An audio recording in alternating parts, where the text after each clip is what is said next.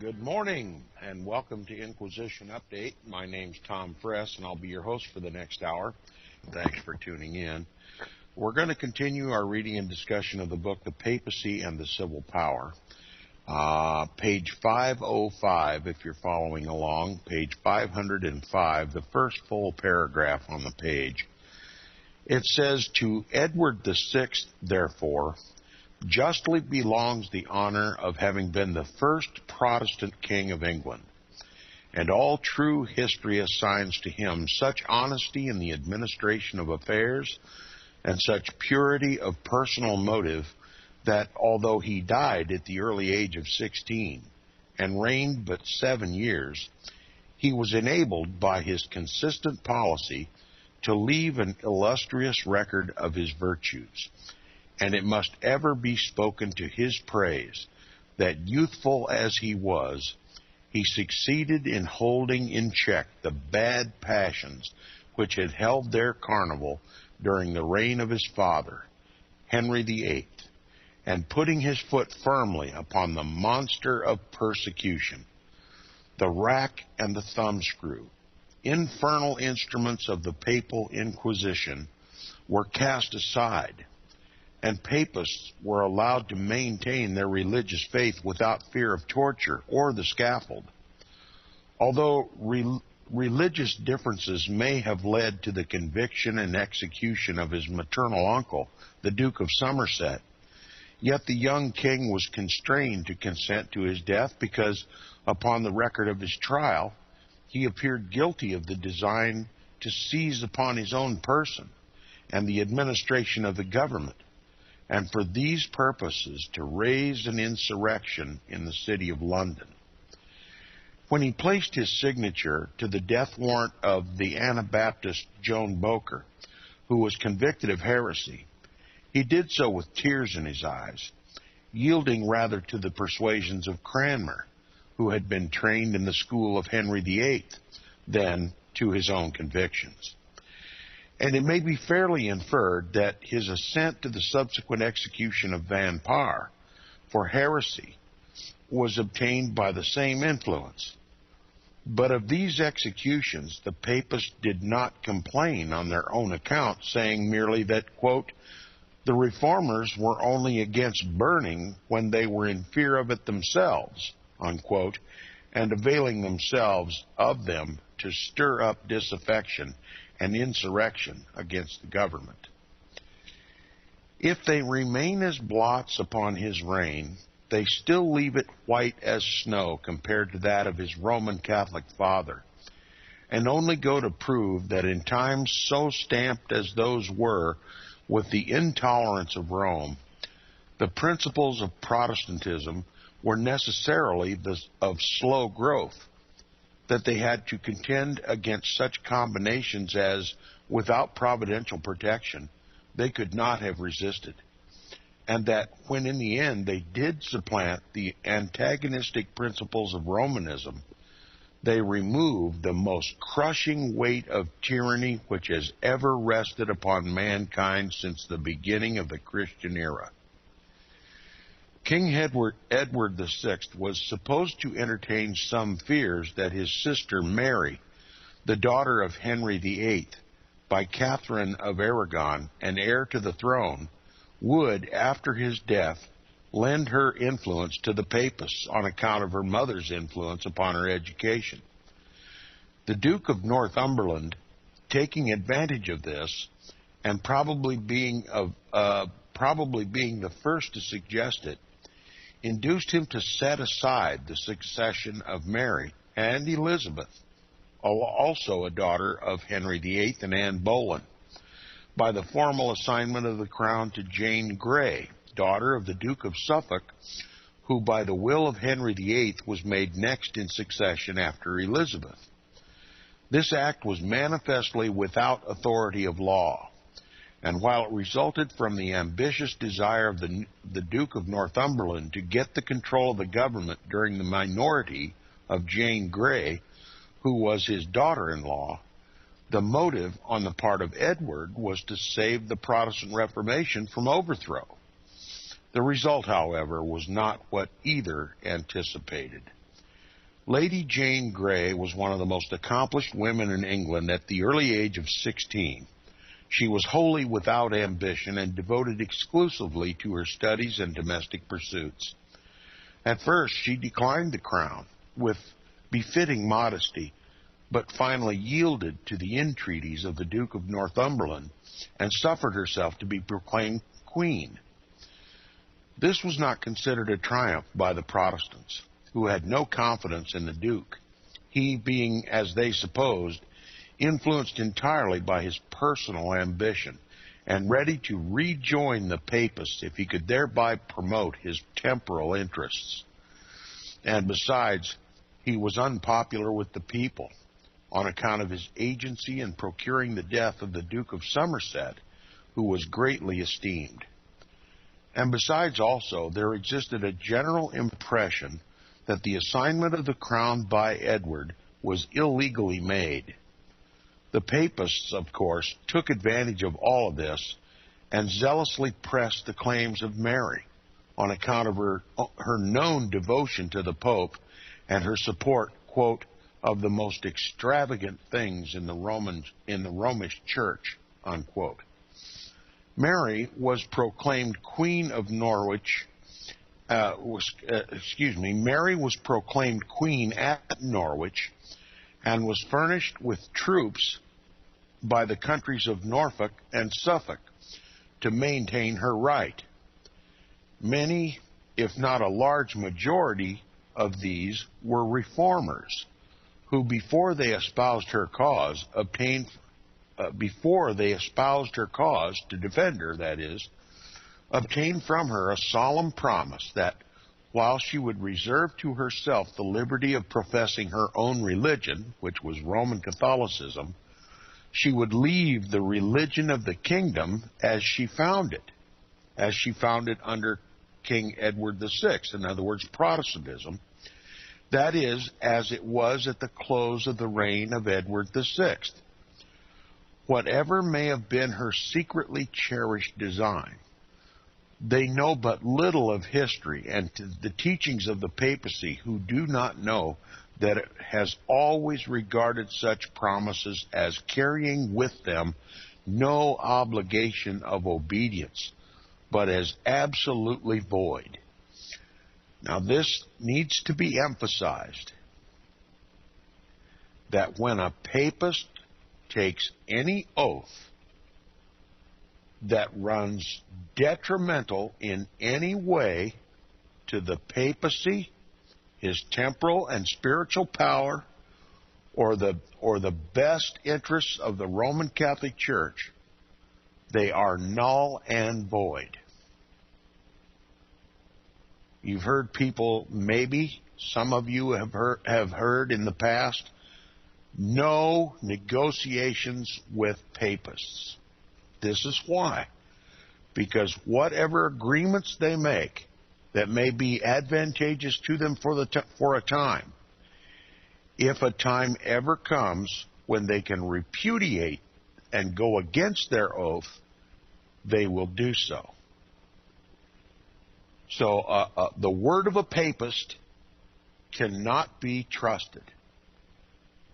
And we should avoid making any covenants at all with those who throughout history have demonstrated a religious conviction to defy their own oaths when it is in the best interest of the Roman Catholic Church.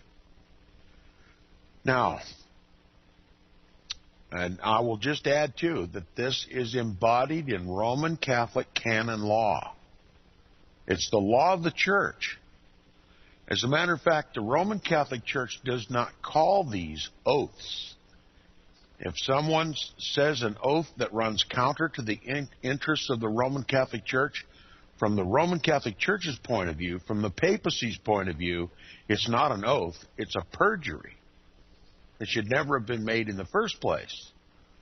But the papacy is cheap in that it will avail itself of advantages of these oaths being spoken and to use it for their benefit as long as they can. and then renege on the oath when the opportunity presents itself.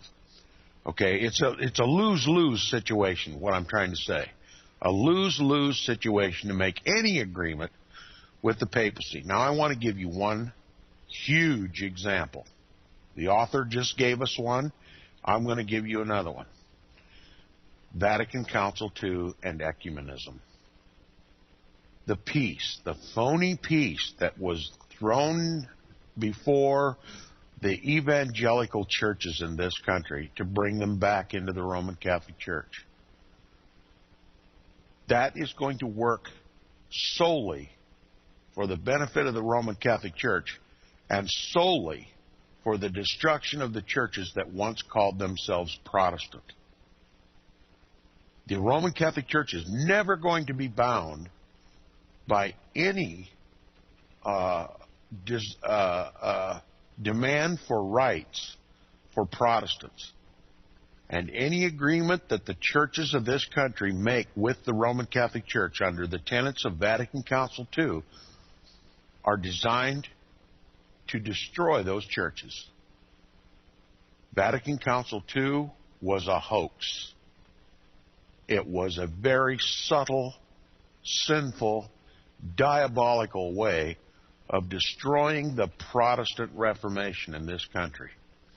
It's one of the most masterfully crafted Trojan horses that Rome has ever produced in the counter-Reformation to destroy Protestantism in this country. The most successful at destroying God's church in this country. Now, continuing, the author writes, innumerable instances are recorded where popes have violated their most solemn promises upon the flimsiest pretexts, and authorized others to do so, alleging, by way of apology, that the interests of the church demanded it, and that no covenant injurious to that interest were binding.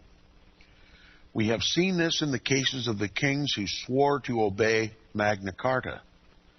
The Council of Constance regarded the promise of quote-unquote safe conduct given by the emperor to John Hus, although the Pope, by the strongest implication, knew of and assented to it. The Third Lateran Council, in one of the canons enacted by it, declared that, quote, they are not to be called oaths, but rather perjuries, which are in opposition to the welfare of the church and the enactments of the Holy Fathers, unquote. So, if they take any oath that is injurious to the Roman Catholic Church, they are not considered oaths by the papacy, but perjuries. They're null and void. Now, that Queen Mary yielded her royal assent to this doctrine is beyond all question. Whether she did it of her own volition or in obedience to the universal sentiments of the partisans of the papacy is of no consequence. It is the fact alone that is important.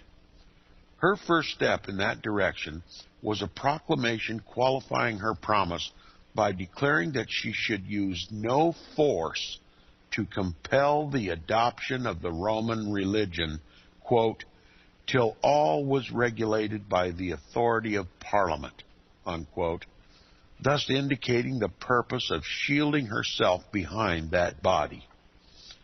This proclamation excited the apprehensions of the people to whom she had made promises, and they immediately sent to her a petition praying her to remember a promise which she had made them with her own mouth, unquote.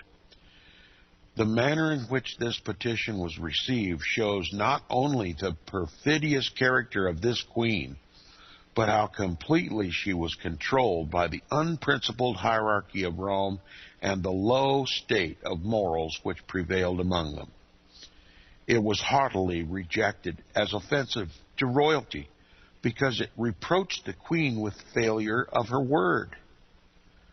The petitioners were told that, quote, Subjects were not to control the actions of their sovereigns, unquote. And Dolby, one of the number who had borne the petition, was set in the pillory. In other words, she locked up the messenger. And it says the mask was then unblushingly thrown aside. And from that time, the reign of this false queen was distinguished by some of the most bloody and cruel acts of persecution of which English history gives any account.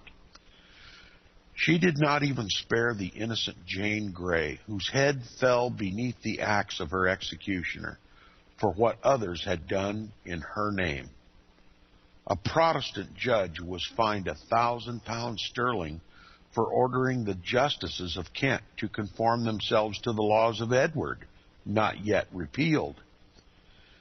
The prisons were filled with the victims of papal vengeance, and it was soon made apparent that they were to be forced to disavow their Protestantism. Thus were taken, without delay, to provide for the abrogation of, quote, all laws which had been made in favor of the Reformation and to restore the ancient religion, unquote.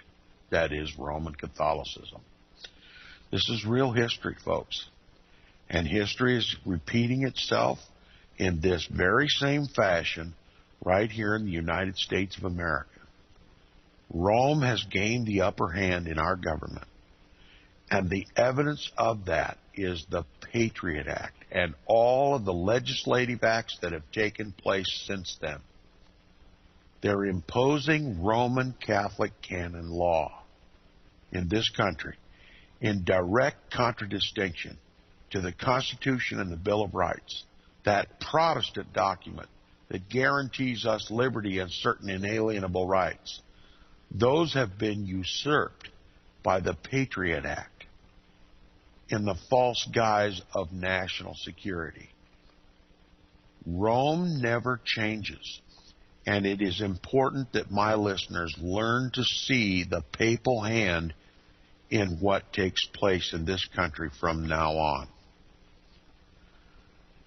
Now, he says, with a view to this, it was resolved to prohibit a free election of commons. Okay? No more free elections. Now, remember, commons was that section of the parliament that represented the people. That's why it was called the Commons, the House of Commons. It says, with a view to this, that is, restoring the ancient religion of Roman Catholicism in England, the first thing that had to go was the House of Commons. You have to put down the voice of the people. It says, with a view to this, it was resolved to prohibit a free election of the Commons in order to prevent the return of a majority of reformers, and thus to avoid any parliamentary action which should reflect the will of the people. Rome always first silences the people. And it says the whole power of the queen was employed for this purpose, and says Rapin, the historian, quote, all sorts of artifices, frauds, and even violence were put in practice to carry the election in favor of the court, unquote. Now you must know the court represented the queen, and the queen represented the pope. And it says Protestant magistrates, Protestant judges were removed. Let me just stop and tell you. I think for the very first time in the history of this country, there is not one single Protestant on the Supreme Court. 6 Roman Catholics and 3 Jews. Not one single Protestant on the court. And that court interprets our Constitution. The job of the Supreme Court is to interpret the Constitution. And you can look for that court when it is an advantage to the Roman Catholic Church to begin altering its interpretation, its historic interpretation of that document to assist in implementing Roman Catholic canon law in replacement of that Constitution. Again, Protestant magistrates, that's Protestant judges, were removed and Romanists put in their place. The people were intimidated, quote, by menaces, by actions, by imprisonments in the most frivolous pretenses, unquote. So threats, real and imagined, are going to be used to benefit this. And I can just give you one personal experience that I had even last night. The intimidation that is now being put upon certain individuals on amateur radio for their exercise of their First Amendment rights is unprecedented in the history of amateur radio. And it is being sponsored by the Federal Communications Commission and by the Amateur Radio Relay League, that so-called benevolent pseudo-governmental agency that represents amateurs in the world of radio, is allowing it to happen. Open persecution of those who speak out against the government or speak out against the papacy. Now, Protestants were not allowed in some places to participate in the election assemblies. False returns were made without scruple, and thus a majority of the commons favorable to the Queen and the Pope was obtained. In other words, they got control of Congress. Okay? They called it Parliament there, but the equivalent is Congress. The papacy got control of Congress and silenced the people. Do you feel like that's happening in this country? Might you believe that there's at least a reasonable chance that the papacy is just as involved here in the United States as it was during this time in England? I'm asserting that that is true, unequivocally. And it says, it did not, of course, take a parliament thus elected long to repeal all the laws of Edward and to realize the persecutions against the Protestants.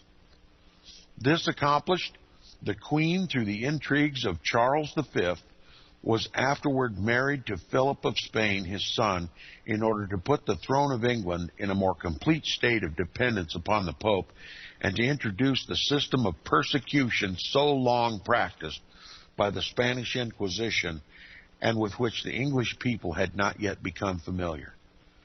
That's right, they didn't want the Queen to marry an Englishman. They wanted her to remain a papist. And so they had her marry the son of the King of Spain, Roman Catholic Spain. And it says the sequel proved that the real object was not to convert the Protestants, but to overwhelm and extirpate them. No mercy for Protestants. They don't care to evangelize and convert a Protestant to Roman Catholicism. No, under the dictates of the Fourth Lateran Council, it is to persecute, to execute, to exterminate, and to wipe them out.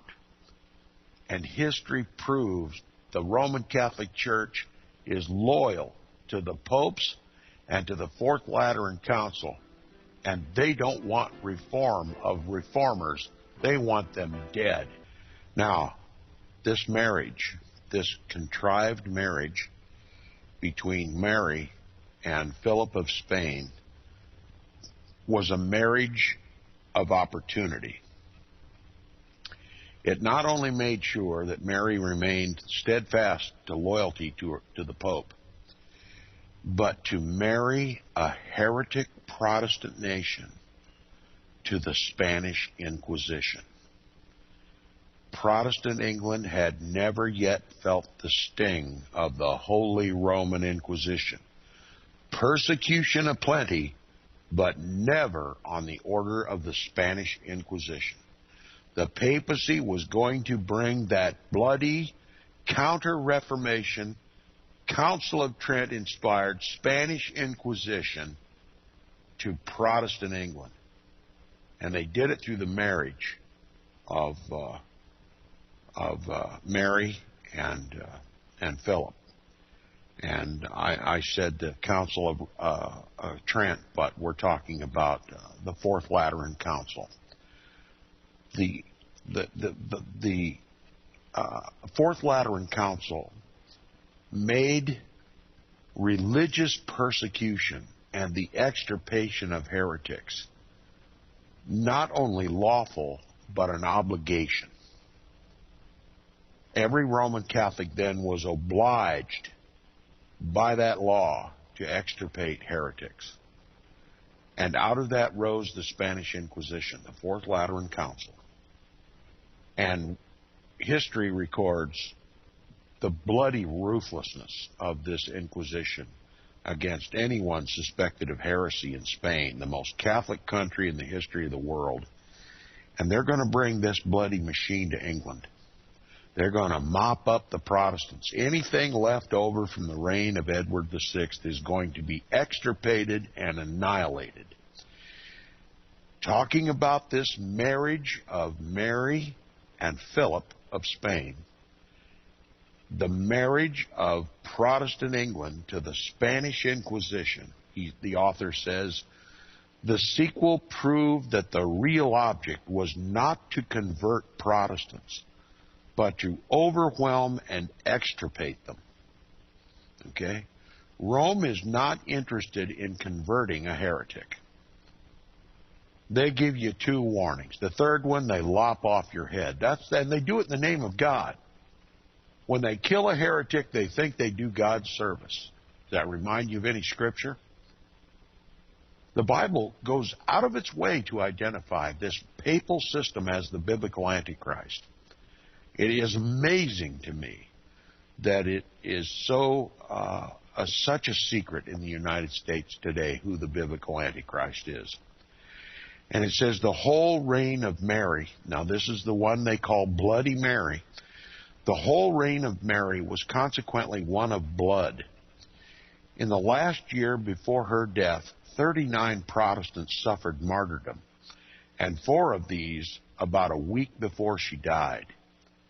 It is difficult to arrive at a true estimate of the number of her Protestant victims, it being variously stated at from 2 to 800.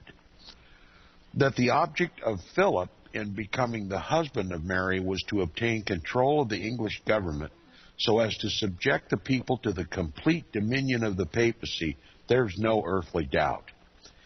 His ruling passion was ambition, and there was no surer method of gratifying it than to become master of England. Quote, he inherited his father's vices, fraud, and ambition, and united to them more dangerous vices of his own, sullen pride and barbarity. England seemed already a province of Spain, groaning under the load of despotism and subjected to all the horrors of the Inquisition. The people were everywhere ripe for rebellion and wanted only to be able to wanted only an able leader to have subverted the Queen's authority. No such leader appeared, unquote. And why did no such leader appear? All candid historians give the answer. The nobility had become so corrupted that they cared for nothing but to retain their power, which they were ready to do by conforming to the royal will, no matter at what sacrifice of character or conscience. In other words, they were willing to betray the gospel of Jesus Christ to maintain their power. If there was any Protestantism in the nobility, they simply caved. And it says, the few of them that dared to maintain their independence or to defend the right of the people to adopt their own form of religious belief paid for it with their lives or escaped miraculously. The bishops who had favored the Protestant Reformation were removed. the Roman bishops put in their places, and these last, in a short time, true to the papal policy, became, quote, a power behind the throne greater than the throne itself, unquote.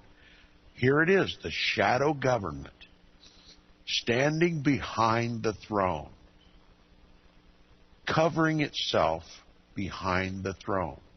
The shadow government, the papists that were behind the throne of England.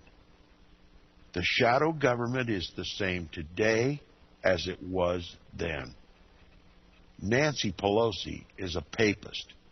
A good portion of Barack Obama's cabinet are Roman Catholics, and they stand behind politics, never accounting for their actions in government to the papacy, but they are loyal to the papacy.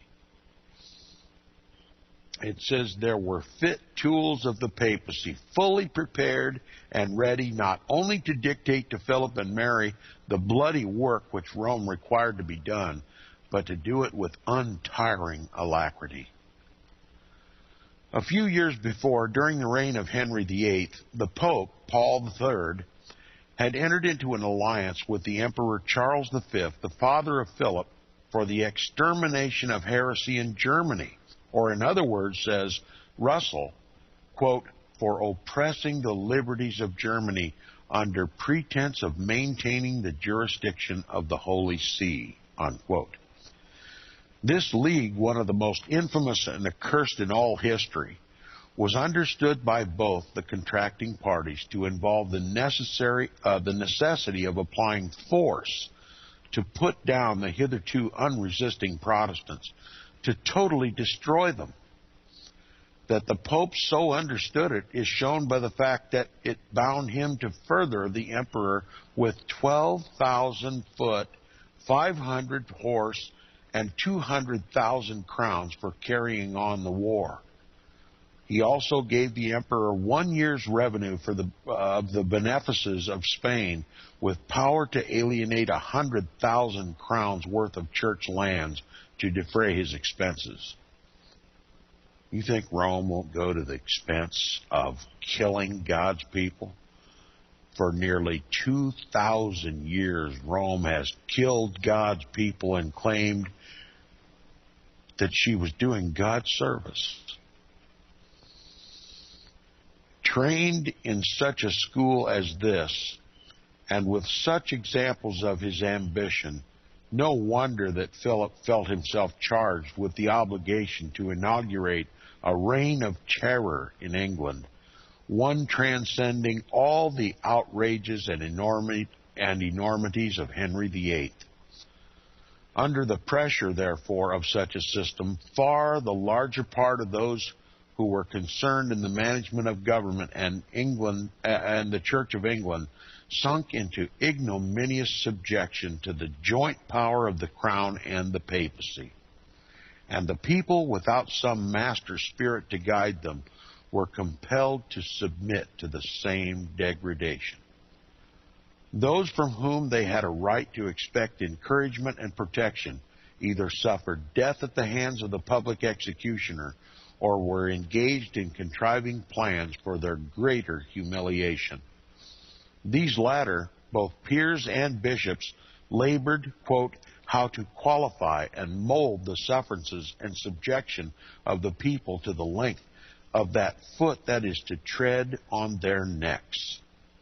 How rapine may serve itself with the fair and honorable pretense of public good. How the puny law may be brought under the wardship and control of lust and will, unquote. And their efforts were successful, according to the most sanguine anticipations of the Pope, of Charles V and Philip, and of all those who were thirsting for Protestant blood and were ready to engage in exterminating its possessors. Cardinal Pole, who had been driven out of England and had received the protection of Charles V, and who was thoroughly devoted to the papacy, was recalled and placed in such relations to Queen Mary that he was allowed to mold her policy in reference to both temporal and ecclesiastical affairs. He was governed by instructions from Rome, which of course required him to reduce England to the low condition of becoming again a papal province.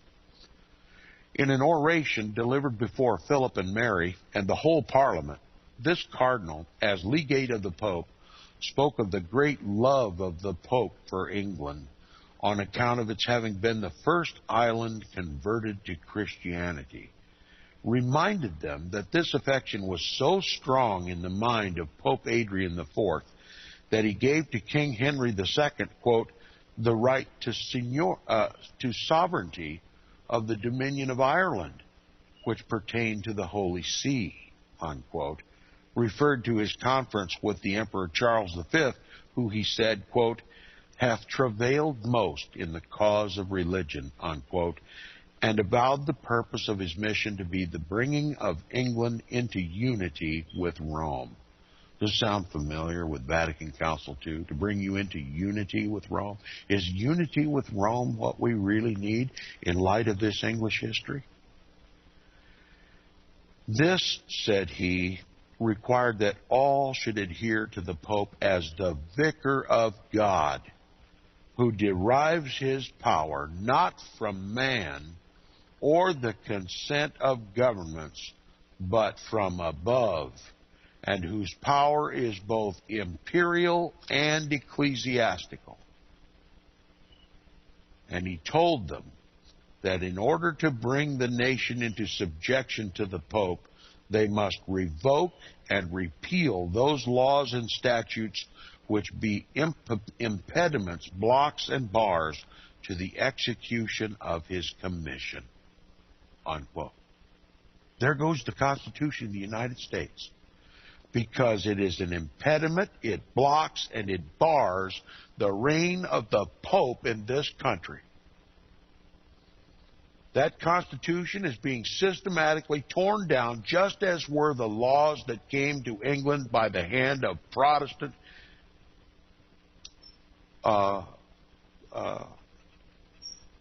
the Protestant king, Edward VI of England. History is repeating itself, and God's people have no idea that the papacy's hand is behind it, and even if it is, what significance that has for them. We've lost our Protestant history. We don't even know what it is to be a Protestant anymore in this country. What voices do you hear rising above the din of controversy and lies coming out of the mainstream and alternative medias? What voices do you hear coming out of the churches today, declaiming the papacy as the biblical Antichrist? Name them.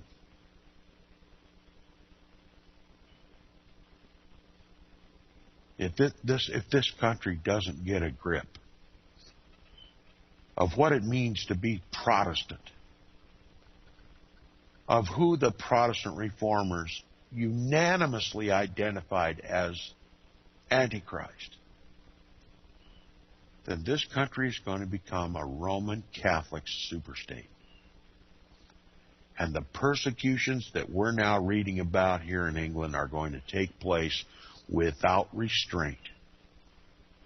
This country is headed for a bloodbath unparalleled possibly in the history of the world. And few whose blood is shed will even know who shed it. Quoting further, it says, the Pope never interferes with temporal affairs, constantly declares his followers. But here he stood before the whole nation of England in the person of his legate, who spoke by his command and directed such legislation by Parliament as should concentrate all dominion in his hands. Not interfere with temporal affairs when he causes his legate to tell the people of England that they ought to become his slaves because his predecessor, Pope Adrian IV, had given Ireland to them and made the Irish people their slaves? not interfere with temporal affairs when he points out the very facts and statutes which are to be abrogated and repealed, not interfere with the temporal affairs when this great legate at one of the most critical points in English history tells the king, queen, and parliament that the power of the pope over the nation comes directly from God and that it is therefore, quote, imperial and ecclesiastical, in other words, church and state, and that it will be for the welfare of their souls and bodies that they should obey him. You dare say that the Pope doesn't interfere in temporal affairs? You see, hypocrisy knows no bounds in Romanism. And it shows no mercy to any dissenting voice. R.W. Thompson continues, he says, the legate was obeyed. The Pope had his own way. The obnoxious statutes were all repealed. The people were subdued by threats, persecution, and bloodshed, and Philip and Mary did all they could to carry out the infernal league between Charles V and the Pope. No matter what else a man did, if he acknowledged the supremacy of the Pope, he was rewarded by royal and papal favor. No matter how faithful a Protestant was to all the obligations of citizenship, his religion was criminal enough to subject him to torture and death. Philip had brought with him from Spain the passion for torture, which the Inquisition had incited there, and the war of extermination was carried on with a thirst for blood such as fills alike the mind and the untutored savage and an intolerant pope. John Rogers and other martyrs were burned to ashes for the crime of denying the doctrine of transubstantiation and calling the Church of Rome the Church of Antichrist. When Bishop Hooper was carried to the stake, the process of burning was so slow, so tardy, that he died by slow degrees of torture, knocking his breast with his hands until one of his arms fell off, and then with the other till it stuck fast to the hot iron. Latimer and Ridley had to be burned to gratify the vengeance of that papistical monster, that papist monster, Gardiner, the Bishop of Winchester and Lord Chancellor of England. And so horrible were the innumerable cruelties practiced upon the multitude of papal victims that the blood almost curdles as we read, at its distance of time, the narrative of them. As they stand without example in all history, except in the pagan persecutions of early Christians and the Romish persecutions of in the valleys of the Vaudois, so there is nothing to save them from universal execration.